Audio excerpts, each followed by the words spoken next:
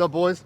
I'm Black Belt at the Fellas. Today we're going to talk about the SIG 226 and really Cole's introduction to 226 and how he had to live in a right-handed world, being the only left-handed shooter to survive the SEAL teams after the apocalypse, and really just having to figure it out on your own. I know a lot of guys have the exact same issues. We got a bunch of left-handed questions and kind of just put him on the spot. You know, we haven't ran this platform primary in quite a long time, but just some of the finger manipulations you have to do. I mean, we were just sitting here talking about it. Never had a left-handed instructor. I never remember them breaking you aside, showing you how to do this. It really just developing your own style of Kung Fu. They basically give you a baseline standard. They put you on the 5-yard line. This is a standard, make it happen. And I never remember them breaking anything down for you. You just had to figure it out because there was no left-handed options, no ambidextrous, safety, slide releases, anything else. Oh, yeah, I mean, you want to break that bad boy out? Let's take a peek at it. So, P226, formerly known as Mark 25, this was our introduction, you know, when we're 17, 18 years old, walking into buds even before the SEAL teams.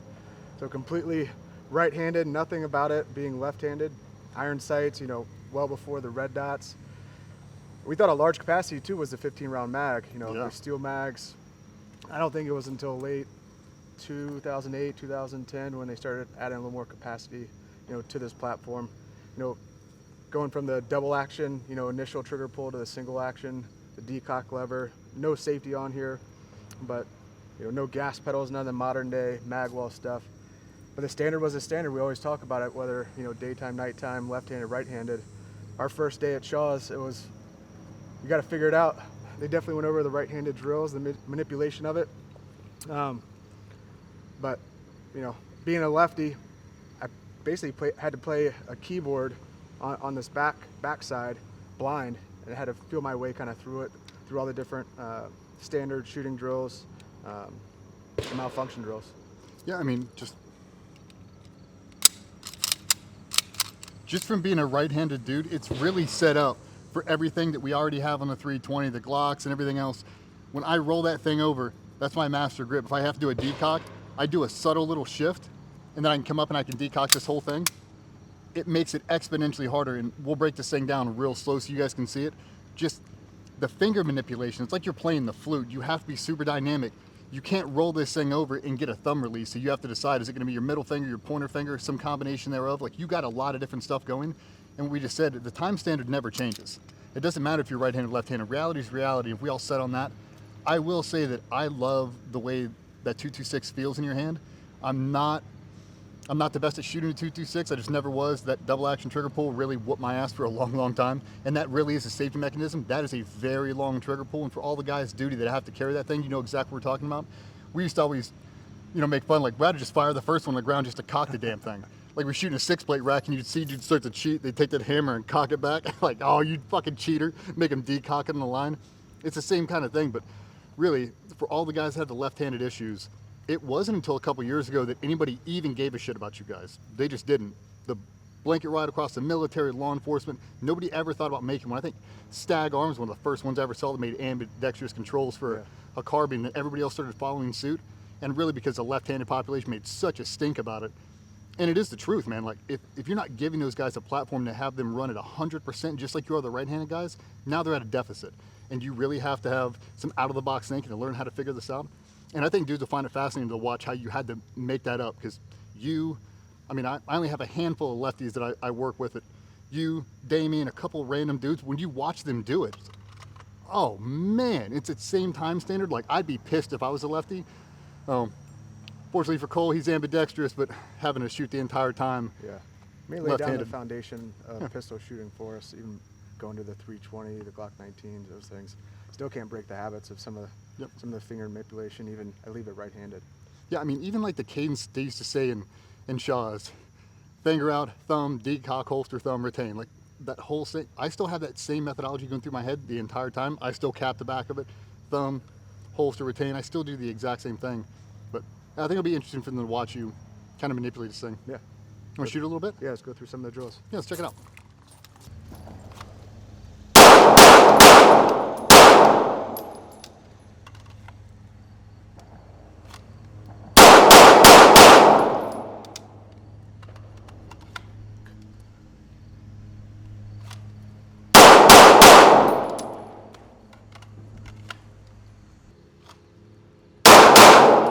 So during these mag reloads, I had to learn the feeling of the slide being locked back. But when I break it down, I'm completely blind on this side. So I really had to get a feel for where the magazine release was, the slide release was, and the decock was. But when that slide locks back, be able to break it down, keep it at that right angle, because a lot of these steel mags would always catch.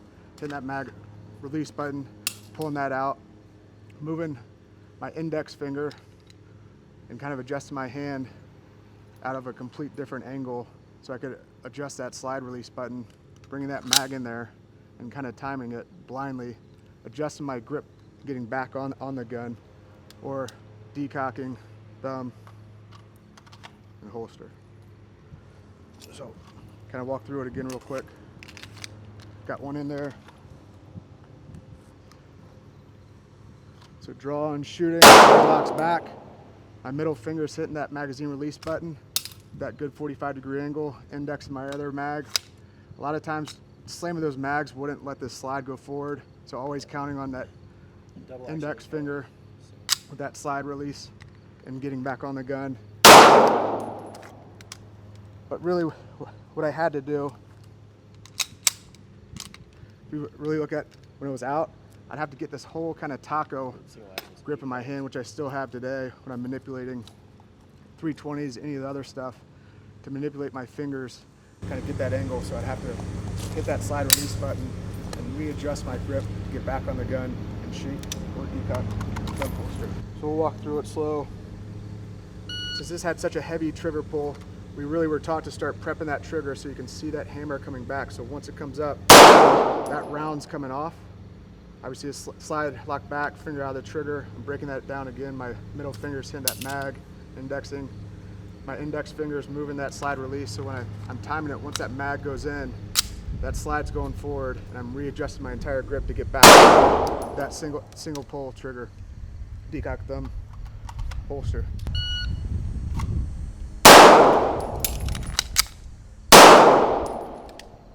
Four, 3/8.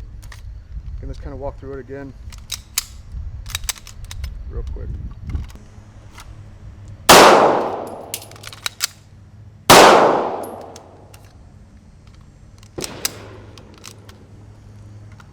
You know, I thought it was a really unfair world with the righties, but I had to overcome it because the standards were always the standards.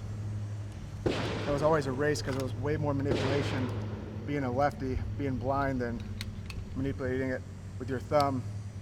Pretty much you can operate your thumb as a righty on all these switches, but as a lefty, I basically had to use 2 to 3 different fingers, depending on when I play this. So it was a very early introduction too to like what the most acceptable grip was, especially getting back on the gun, because I would have to add gaps to allow my fingers to manipulate the gun and then be able to get back on and continue taking accurate shots.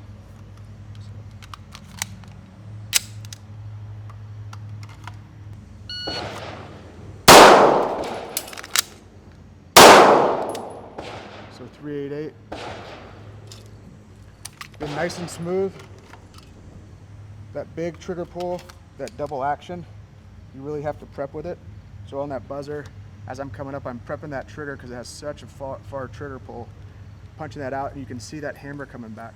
So same application to the 320s, we're prepping that trigger as we come out, squeezing that round, that slide locks back, breaking it down, prepping that index finger for when I get that mag in there so it gets back on the gun.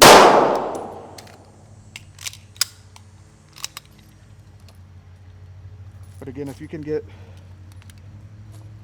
quick view, so when it's out, I'm literally sliding this gun around in my hand so I can have my index finger, my middle finger manipulate it. So sometimes that grip is that big, or that gap is that big, so I'm reloading, hitting that slide forward, I'm rotating that gun back in my hand to get that grip to get back on target. So again, kind of demonstrating that round comes out, slide locks back, I'm rotating this gun like in my hand. So it's like proper grip, rotating it in my hand to get that middle finger, get that mag to drop. As I'm getting my new mag, I'm moving that gun back to prep my index finger, timing it. So when that new mag comes in, that slide's going forward, I'm rotating the gun back in my hand and downrange.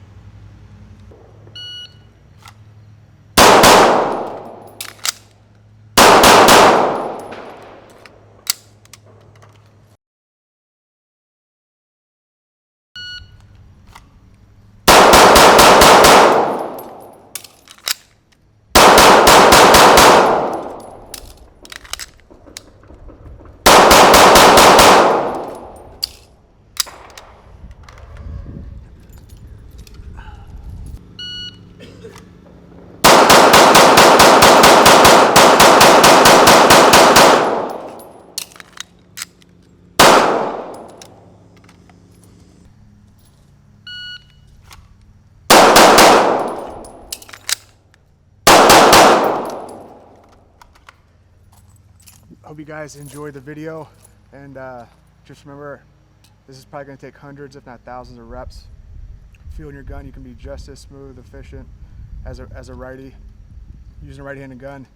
But just remember the basics, nice and slow. You can speed up from there.